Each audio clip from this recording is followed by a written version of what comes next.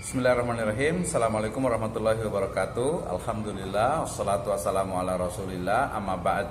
Salah satu dari hal terpenting dalam penulisan skripsi, tesis, dan juga disertasi adalah terkait dengan latar belakang masalah, ya. Latar belakang masalah selalunya berada di bab 1 pendahuluan, ya.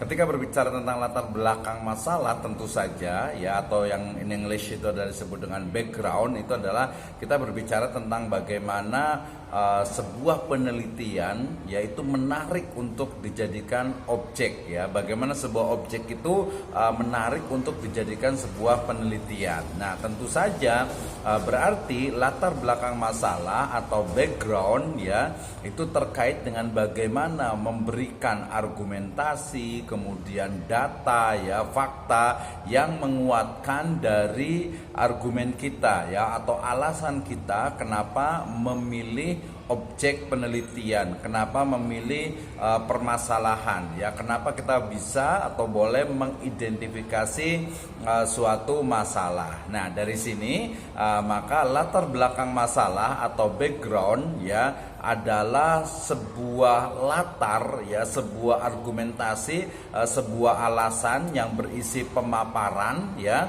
terkait dengan kenapa penelitian itu layak atau mesti bahkan harus dilakukan. Berarti latar belakang masalah atau background, ya, itu berisi tentang pemaparan, ya, berbagai permasalahan yang kita dapati, yang ada, yang kita temukan, baik itu dalam ranah literatur, ya, ataupun juga dalam sesuatu yang terjadi di masyarakat, ya, ranah sosial, di mana ada berbagai kejadian yang ada di masyarakat, ya, sehingga kemudian memerlukan adanya penelitian yang lebih mendalam. Nah, dari sini berarti latar belakang masalah itu, ya, bagaimana cara menuliskannya.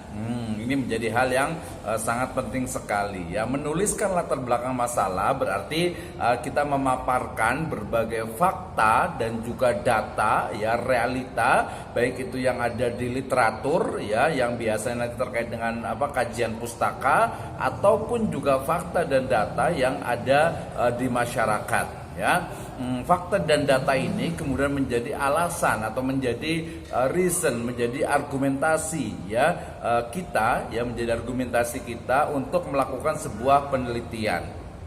Sebagai contoh, misalnya saya mau meneliti tentang bagaimana sebenarnya persepsi masyarakat terhadap perbankan syariah, ya. Maka kemudian saya akan menyampaikan bahwa persepsi masyarakat tentang bank syariah ini banyak sekali nih, ya. Bisa kita baca di koran, kita bisa lihat di media sosial, kita juga bisa wawancara interview dengan beberapa orang, hasil pembicaraan, diskusi dan sebagainya.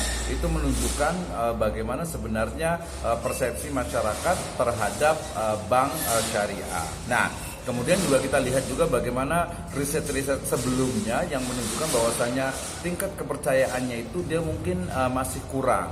Nah, sehingga kemudian itu menjadi latar, ya, menjadi latar bagi permasalahan atau penelitian yang akan kita lakukan. Dan jangan lupa, ya, bahwa di latar belakang masalah ini juga harus dilengkapi dengan berbagai data pendukung, ya. Misalnya tadi ketika bicara tentang Islamic banking, maka saya harus juga mengemukakan tentang perkembangan, ya, dari perbankan syariah yang ada di Indonesia. Ketika saya bicara tentang pesantren misalnya, saya juga memberikan sebuah data tentang perkembangan pesantren baik itu yang ada di Indonesia ataupun di wilayah yang lainnya. Nah, merujuk pada hal ini, maka latar belakang masalah adalah pemaparan tentang berbagai permasalahan yang kita bisa temukan baik itu di literatur ataupun di masyarakat yang menjadi argumentasi, menjadi alasan kita untuk melakukan sebuah penelitian, ya.